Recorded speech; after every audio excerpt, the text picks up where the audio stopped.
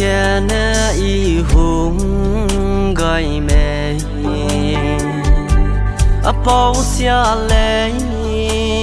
ninh mau để lệ y ha nang tu he